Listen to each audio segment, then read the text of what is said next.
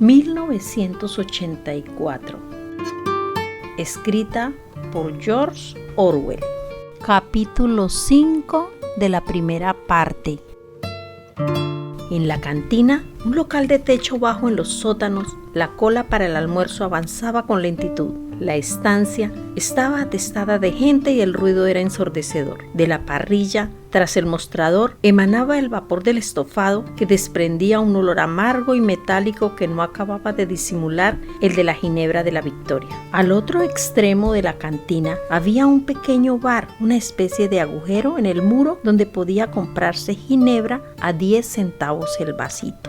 Precisamente el hombre al que andaba buscando, dijo una voz a espaldas de Winston. Este se volvió. Era su amigo Sime, que trabajaba en el departamento de investigación. Quizá no fuera amigo la palabra adecuada. Ya no había amigos, sino camaradas. Pero persistía una diferencia. Algunos camaradas eran más agradables que otros. Sime era filósofo especializado en neolengua. Desde luego, pertenecía al inmenso grupo de expertos dedicados a redactar la 11ª edición del diccionario de neolengua. Era más menudo que Winston, con cabello negro y sus ojos saltones, a la vez tristes y burlones, que parecían escrutar tu rostro mientras te hablaba. Quería preguntarte si tienes hojas de afeitar, dijo. Ni una, respondió Winston con una precipitación culpable. He tratado de encontrarlas por todas partes, pero ya no hay. Todos buscaban hojas de afeitar. La verdad era que Winston guardaba en su casa 2 sin estrenar. Durante los meses pasados hubo una gran escasez de hojas. Siempre faltaba algún artículo de primera necesidad que en las tiendas del partido no podían proporcionar. Unas veces botones, otras hilo de coser, a veces cordones para los zapatos y ahora faltaban cuchillas de afeitar. Era imposible adquirirlas a no ser que se buscaran furtivamente en el mercado libre. Llevo 6 semanas usando la misma cuchilla, mintió Winston. La cola avanzó otro poco. Winston se volvió otra vez para observar a Sime. Cada uno de ellos cogió una bandeja grasienta de metal de una pila que había al borde del mostrador. ¿Fuiste a ver ahorcar a los prisioneros ayer?, le preguntó Sime. Estaba trabajando, respondió Winston en tono indiferente. Lo veré en el cine, seguramente. Un sustitutivo poco adecuado, comentó Sime. Sus ojos burlones recorrieron el rostro de Winston. Te conozco, parecía que dijeran. Veo a través de ti. Sé muy bien por qué no fuiste a ver ahorcar a los prisioneros. Intelectualmente, Sime era de una ortodoxia venenosa. Por ejemplo, hablaba con una satisfacción repugnante de los bombardeos de los helicópteros contra los pueblos enemigos, de los procesos y confesiones de los criminales del pensamiento y de las ejecuciones en los sótanos del Ministerio del Amor. Hablar con él suponía siempre un esfuerzo por apartarlo de esos temas y hacer que se interesara en problemas técnicos de neolingüística en los que era una autoridad y sobre los que podía decir cosas interesantes. Winston volvió un poco la cabeza para evitar el escrutinio de los grandes ojos negros. Fue una buena ejecución, dijo Sime en un tono nostálgico, pero me parece que estropean el efecto atándoles los pies. Me gusta verlos patalear. De todos modos, es estupendo ver cómo sacan la lengua que se les pone azul. De un azul tan brillante, ese detalle es el que más me gusta. El siguiente, por favor, dijo la prole del delantal blanco que servía tras el mostrador. Winston y Sime empujaron sus bandejas por debajo de la rejilla. A cada uno de ellos le pusieron su ración: estofado con un poquito de carne, un mendrugo de pan, un cubito de queso, un poco de café de la Victoria sin leche y una pastilla de sacarina. Allí hay una mesa libre debajo de la telepantalla, dijo Sime. De camino podemos coger un poco de ginebra. Les sirvieron la ginebra en unas tazas de porcelana. se abrieron paso entre la multitud y colocaron el contenido de sus bandejas sobre la mesa forrada de metal en una esquina de la cual alguien había dejado un chorreón de grasa del estofado, un líquido asqueroso. Winston cogió la taza de ginebra, se detuvo un instante para decidirse y se tragó de un golpe aquella bebida que sabía a aceite.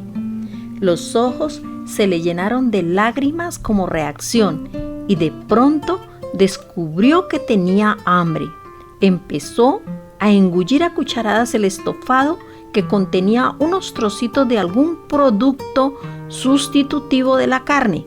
Ninguno de ellos volvió a hablar hasta que hubieron vaciado los recipientes. En la mesa, situada a la izquierda de Winston, un poco detrás de él, alguien hablaba deprisa y sin cesar, una cháchara que recordaba al graznido de un pato. Esa voz atravesaba el jaleo general de la cantina. ¿Cómo va el diccionario?, preguntó Winston, elevando la voz para sobreponerse al ruido. Despacio, respondió Sime. Voy por los adjetivos. Es un trabajo fascinante. En cuanto oyó que le hablaban de lo suyo, se animó inmediatamente. Apartó el plato de aluminio, tomó el mendrugo de pan con un gesto delicado y el queso con la otra mano. Se inclinó sobre la mesa para hablar sin necesidad de gritar.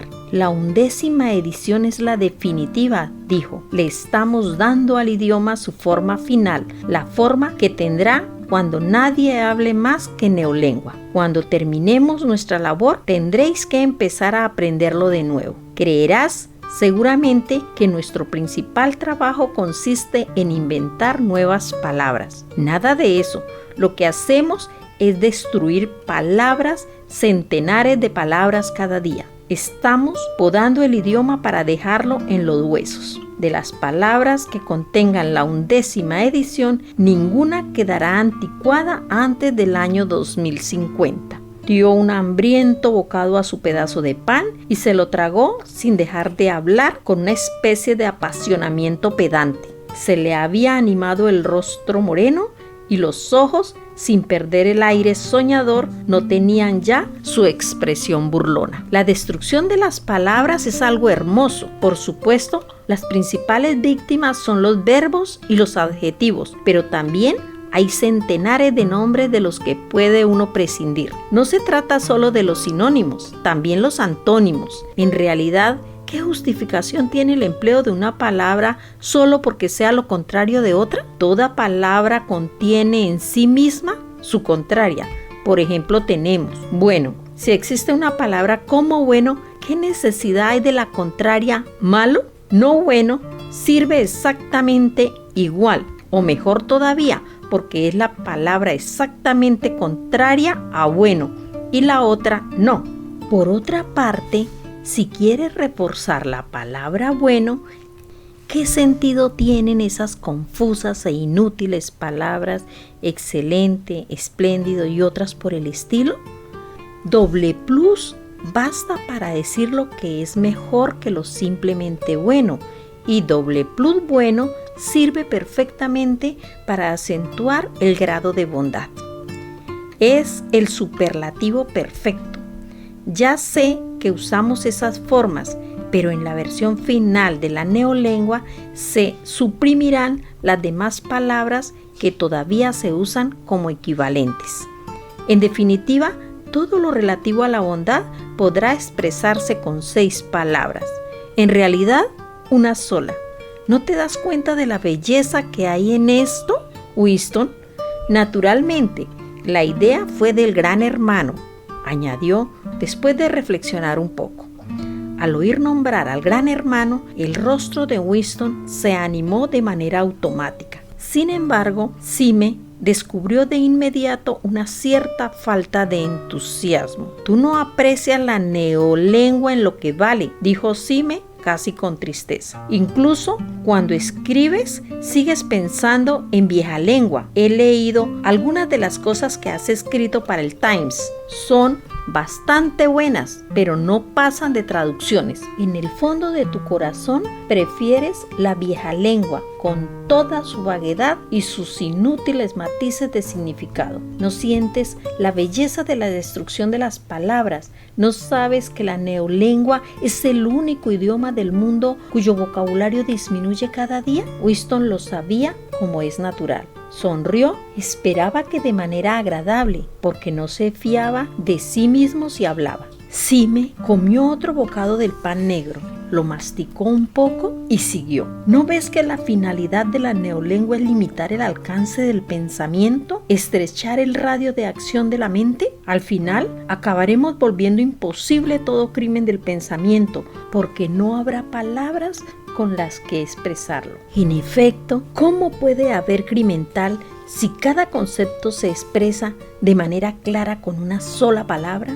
Una palabra cuyo significado está decidido rigurosamente y con todos sus significados secundarios eliminados y olvidados para siempre. Y en la 11ª edición nos acercamos a ese ideal, pero su perfeccionamiento continuará mucho después de que tú y yo hayamos muerto. Cada año habrá menos palabras y el radio de acción de la conciencia será cada vez más pequeño. Por supuesto, tampoco ahora hay justificación alguna para cometer un crimen tal. Solo es cuestión de autodisciplina, de control de la realidad.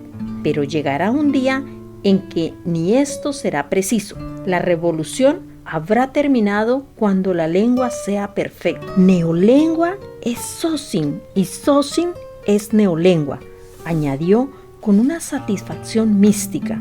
¿No se te ha ocurrido pensar, Winston, que como mucho hacia el 2050 ni un solo ser humano podrá entender una conversación como esta que ahora sostenemos? Excepto, empezó a decir Winston dubitativo y luego se interrumpió. Había estado a punto de decir excepto los proles, pero no estaba muy seguro de que esta observación fuera demasiado ortodoxa. Sin embargo, Sime adivinó lo que iba a decir. Los proles no son seres humanos, dijo. Hacia el 2050, quizá antes, habrá desaparecido todo conocimiento verdadero de la vieja lengua. Toda la literatura del pasado habrá sido destruida. Chaucer, Shakespeare, Milton, Byron solo existirán en versiones neolingüísticas, no solo transformados en algo muy diferente, sino convertidos en lo contrario de lo que eran. Incluso la literatura del partido cambiará, hasta los eslóganes serán otros. ¿Cómo vas a decir la libertad es la esclavitud cuando el concepto de libertad no exista? Todo lo que rodea el pensamiento será distinto. En realidad, no habrá pensamiento en el sentido en que ahora lo entendemos. La ortodoxia significa no pensar, no necesitar el pensamiento. Nuestra ortodoxia es la inconsciencia. Cualquier día de estos, pensó Winston con profunda convicción, vaporizarán a Sime. Es demasiado inteligente, lo ve todo con demasiada claridad y habla con demasiada sencillez. Al partido no le gusta esta gente. Cualquier día desaparecerá. Lo lleva escrito en la cara. Winston se había terminado el pan y el queso. Se volvió un poco para beberse el café. En la mesa de su izquierda, el hombre de la voz estridente seguía hablando sin cesar. Una joven que quizá fuera su secretaria y que estaba sentada de espaldas a Winston lo escuchaba y asentía continuamente. De vez en cuando, Winston captaba alguna observación como «¿Cuánta razón tienes?» o «No sabes hasta qué punto estoy de acuerdo contigo», en una voz juvenil y algo tonta. Pero la otra voz no se detenía ni siquiera cuando la muchacha decía algo. Winston conocía de vista a aquel hombre, aunque solo sabía que ocupaba un puesto importante en el departamento de novela. Era un hombre de unos 30 años, con un poderoso cuello y una boca grande y gesticulante. Tenía la cabeza ligeramente echada hacia atrás y, por el ángulo en el que estaba sentado, los cristales de sus gafas reflejaban la luz y le presentaban a Winston 2 discos vacíos en vez de un par de ojos. Lo inquietante era que del torrente de sonidos que salían de su boca resultaba casi imposible distinguir una sola palabra. Solo una vez Winston captó la frase completa y definitiva eliminación del goldsteinismo, pronunciada con tanta rapidez que parecía que la hubiera soltado toda de golpe, como si se tratara de una pieza de linotipia. Lo demás era solo ruido, un cuac, cuac, cuac, y sin embargo, aunque no se podía oír lo que decía, debía de estar acusando a Goldstein y exigiendo medidas más duras contra los criminales del pensamiento y los saboteadores. Sí, era indudable que lanzaba diatribas contra las atrocidades del ejército eurasiático y que alababa al Gran Hermano o a los héroes del Frente Malabar. Fuera lo que fuese, se podía estar seguro de que todas sus palabras eran ortodoxia pura. Sosin 100%. Al contemplar el rostro sin ojos con la mandíbula moviéndose a toda prisa, Winston tuvo la curiosa sensación de que aquel hombre no era un ser humano, sino una especie de muñeco. No hablaba su cerebro, sino su laringe. Lo que salía de ella consistía en palabras, pero no era un discurso en sentido estricto, sino un ruido inconsciente como el graznido de un pato. Sime se había quedado en silencio unos momentos y con el mango de la cucharilla trazaba dibujos entre los restos del estofado. La voz de la otra mesa seguía con su rápido graznido, fácilmente perceptible a pesar de la algarabía de la cantina. Hay una palabra en neolengua, dijo Sime, que no sé si conoces. Pat, hablar, o sea, hablar de modo que recuerde el graznido de un pato. Es una de esas palabras interesantes que tienen dos sentidos contradictorios. Aplicada a un contrario es un insulto, aplicada a alguien con quien estés de acuerdo es un elogio. No cabía duda, volvió a pensar Winston. Así me lo vaporizarían. Lo pensó con cierta certeza, aunque sabía muy bien que Sime lo despreciaba y era muy capaz de denunciarlo como culpable mental. Había algo que no acababa de encajar en Sime. Algo le faltaba. Discreción, prudencia, algo así como una especie de estupidez salvadora. No podía decirse que no fuera ortodoxo. Creía en los principios del Sosin, veneraba al Gran Hermano, se alegraba de las victorias y odiaba a los herejes, no solo sinceramente, sino con inquieto celo, y estaba más al día que cualquier otro miembro del partido. Sin embargo, se cernía sobre él un vago aire de sospecha.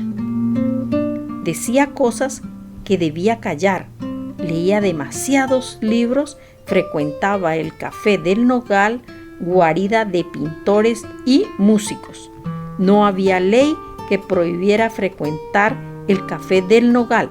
Sin embargo, era un sitio de mal agüero. Los antiguos y desacreditados jefes del partido se habían reunido allí antes de ser purgados definitivamente.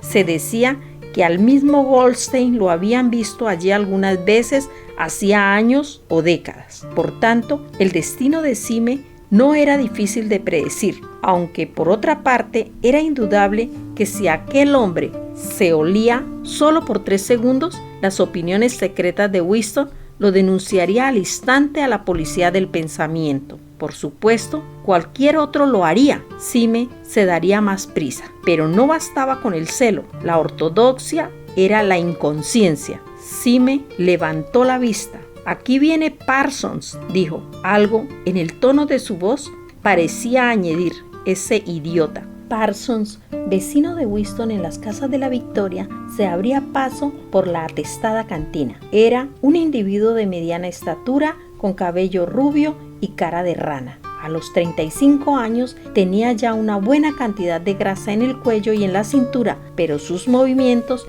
eran ágiles y juveniles. Todo su aspecto hacía pensar en un niño de excesiva corpulencia hasta tal punto que, a pesar de vestir el mono reglamentario, era casi imposible no figurárselo con los pantalones cortos y azules, la camisa gris y el pañuelo rojo de los espías. Al verlo, uno siempre pensaba en rodillas con hoyuelos y en camisas arremangadas sobre brazos regordetes.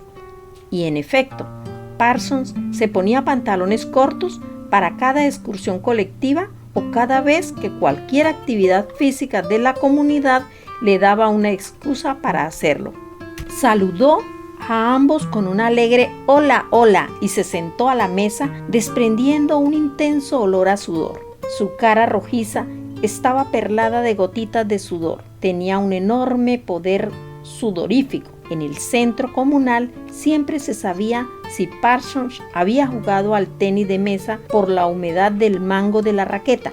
Sime sacó una tira de papel en la que había una larga columna de palabras y se dedicó a estudiarla con un lápiz tinta entre los dedos. «Mira cómo trabaja hasta en la hora de comer», dijo Parsons dándole un codazo a Winston. «Eso es lo que se llama devoción». «¿Qué tienes ahí, chico? Seguro que es algo demasiado intelectual para mí. Oye, Smith, te diré por qué te andaba buscando. Es para la sub. Olvidaste darme el dinero». «¿Qué sub es esa?», preguntó Winston, buscándose el dinero de manera automática. Por lo menos una cuarta parte del sueldo de cada uno iba a parar a las suscripciones voluntarias. Estas eran tan abundantes que resultaba muy difícil llevar la cuenta. «Para la semana del odio, ya sabes que soy el tesorero de nuestra manzana. Estamos haciendo un gran esfuerzo para que nuestro grupo de casas aporte más que nadie.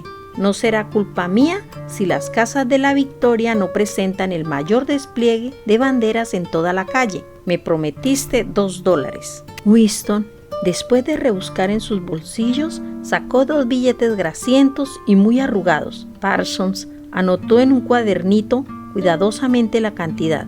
«A propósito, chico», dijo, «me he enterado que mi crío te disparó ayer con su tirachinas. Ya le he dado una buena reprimenda. Le dije que si lo volvía a hacer, le quitaría la tirachinas». «Me parece que estaba un poco fastidiado por no haber ido a la ejecución», dijo Winston. «Hombre, no está mal. Eso demuestra que el muchacho es de fiar. Son muy traviesos, pero eso sí, no piensan más que en los espías y en la guerra naturalmente. ¿Sabes lo que hizo mi chiquilla el sábado pasado cuando su tropa fue de excursión a Berkhamsted? La acompañaban otras 2 niñas. Las 3 se separaron de la tropa, dejaron las bicicletas a un lado del camino y se pasaron toda la tarde siguiendo a un desconocido. No perdieron de vista al hombre durante 2 horas campo a través por los bosques. En fin, que en cuanto llegaron a Amersham, lo entregaron a las patrullas». «¿Por qué lo hicieron?», preguntó Winston, sobresaltado a pesar suyo. Parsons prosiguió triunfante. «Mi niña se aseguró de que fuera un agente enemigo. Probablemente lo dejaron caer con paracaídas. Pero fíjate en el talento de la criatura. ¿Qué supones que le hizo pensar que el hombre era un enemigo? Pues notó que llevaba unos zapatos muy raros. Sí, mi niña dijo que no había visto a nadie con unos zapatos así, de modo que la cosa estaba clara. Era un extranjero. Para una niña de 7 años no está mal, ¿verdad?». «¿Y qué le pasó a ese hombre?», se interesó Winston.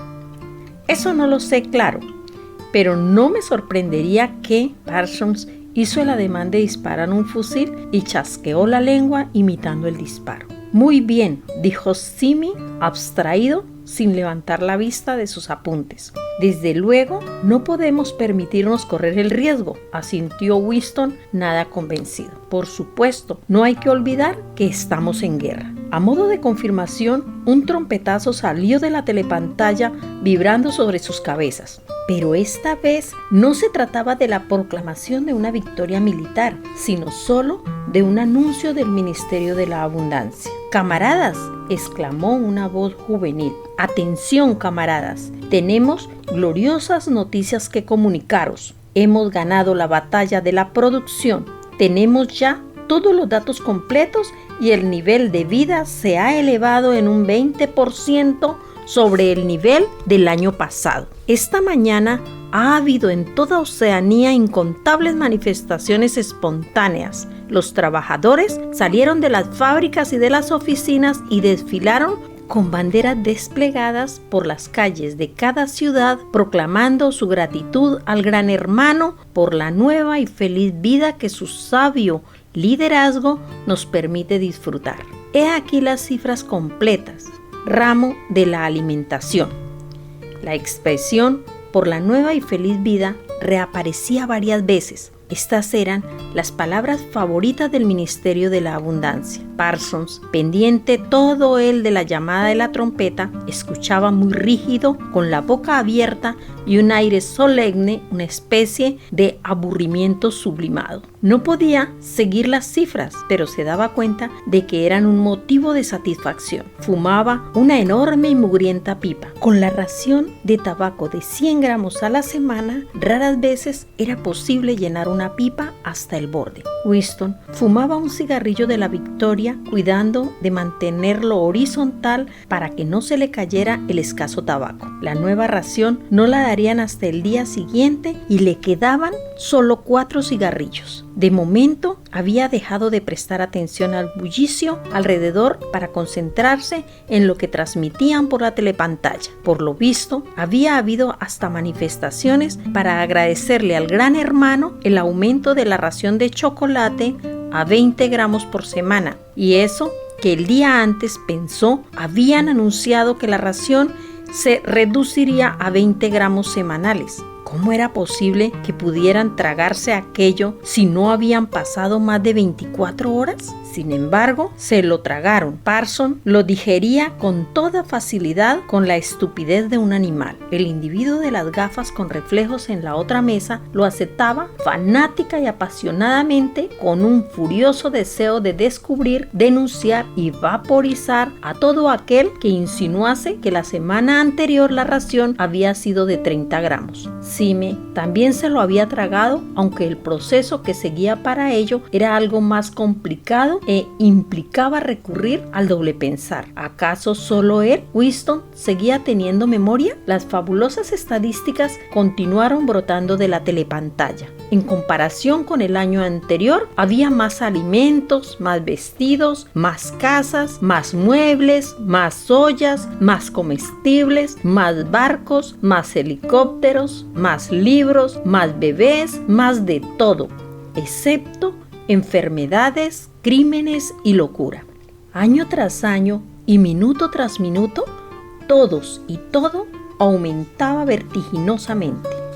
Igual que Sime, un rato antes, Winston había cogido la cuchara y la removía entre la salsa espesa y blanquecina que había caído sobre la mesa, trazando dibujos en ella. Winston meditaba resentido sobre la vida. ¿Siempre había sido así? ¿Siempre había sido tan mala la comida? Recorrió el comedor con la mirada, una sala de techo bajo con las paredes sucias por el contacto de tantos trajes grasientos, mesas de metal abolladas y sillas igualmente estropeadas y tan juntas que la gente se chocaba con los codos. Todo resquebrajado, lleno de manchas y saturado de un insoportable olor a ginebra mala, a mal café, a estofado con regusto metálico, a trajes sucios.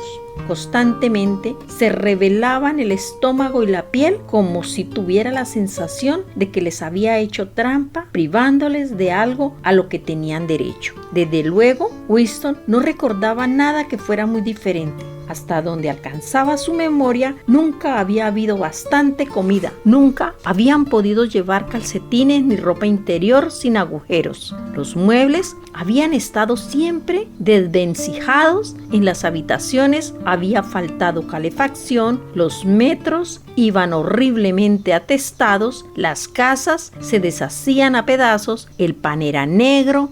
El té imposible de encontrar.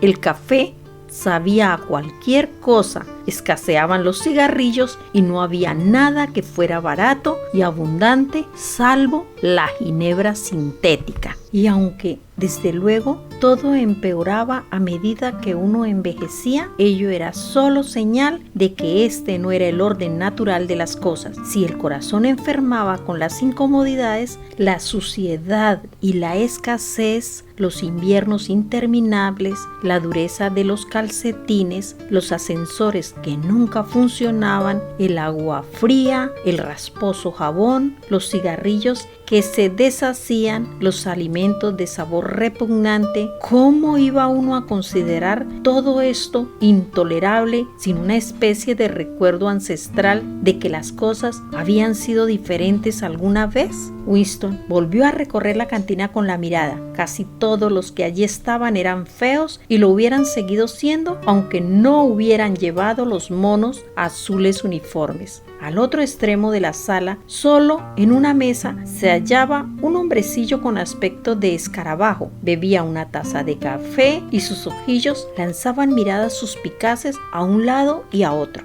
Es muy fácil, pensó Winston, siempre que no te fijaras en tu alrededor, creer que el tipo físico establecido por el partido como ideal, jóvenes altos y musculosos, y chicas de escaso pecho y cabello rubio, vitales, tostadas por el sol y despreocupadas, existía e incluso predominaba. Pero en la realidad, la mayoría de los habitantes de la Franja 1 eran pequeños, cetrinos y de facciones desagradables. Es curioso cuánto proliferaba el tipo de escarabajo entre los funcionarios de los ministerios. Hombrecillos que engordaban desde muy jóvenes, con piernas cortas, movimientos toscos, rostros inescrutables y ojos muy pequeños. Era el tipo que parecía florecer bajo el dominio del partido. El anuncio del Ministerio de la Abundancia terminó con otro trompetazo y fue seguido por música ligera. Parsons, lleno de vago entusiasmo por el reciente bombardeo de cifras, se sacó la pipa de la boca. El Ministerio de la Abundancia ha hecho una buena labor este año, dijo moviendo la cabeza como persona bien enterada. A propósito, Smith, ¿no podrás dejarme alguna hoja de afeitar? Ni una, le respondió Winston. Llevo 6 semanas usando la misma. Entonces, nada, es que se me ocurrió por si tenías. Lo siento, dijo Winston. El graznido de la mesa de al lado, que había permanecido en silencio mientras duraba el comunicado del Ministerio de la Abundancia, comenzó otra vez mucho más fuerte. Por alguna razón, Winston pensó de pronto en la señora Parsons con su cabello revuelto y aquel polvo de sus arrugas. Al cabo de un par de años, aquellos niños la denunciarían a la policía del pensamiento.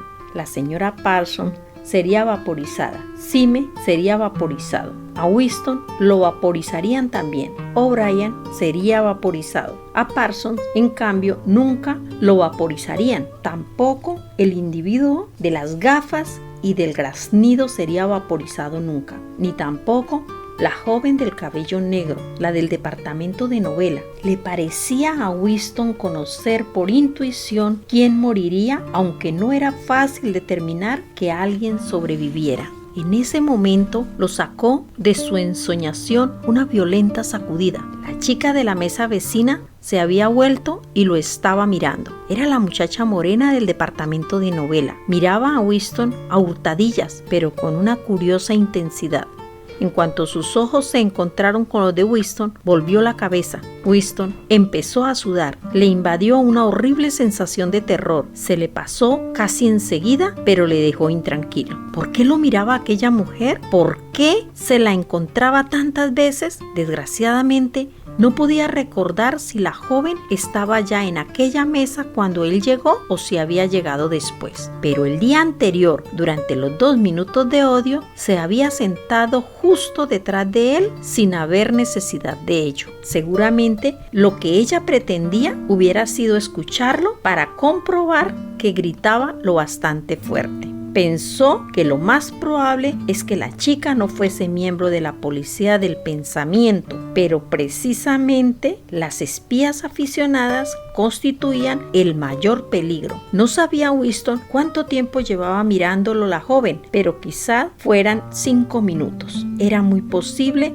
que en ese tiempo no hubiera podido controlar sus gestos a la perfección. Pensar mientras estaba en un sitio público o al alcance de la telepantalla era muy peligroso. El detalle más insignificante te podía delatar. Un tic nervioso, una mirada inconsciente de inquietud, la costumbre de hablar con uno mismo entre dientes, todo lo que revelase la necesidad de ocultar algo. En todo caso, adoptar una expresión inapropiada, por ejemplo, parecer incrédulo cuando se anunciaba una victoria, constituía un acto punible. Incluso había una palabra para definirlo en neolengua: caracrimen. La chica recuperó su posición anterior. Quizá no estuviese persiguiéndolo, quizá fuera pura coincidencia que se hubiera sentado tan cerca de él 2 días seguidos. Se le había apagado el cigarrillo y lo puso con cuidado en el borde de la mesa. Lo terminaría de fumar después del trabajo si es que el tabaco no se había acabado de derramar para entonces. Seguramente el individuo que estaba con la joven sería un agente de la policía del pensamiento y era muy probable, pensó Winston, que a él lo llevaran a los calabozos del Ministerio del Amor al cabo de 3 días, pero no era esa una razón para desperdiciar una colilla. Sime dobló su tira de papel y la guardó en el bolsillo. Parsons había empezado a hablar otra vez.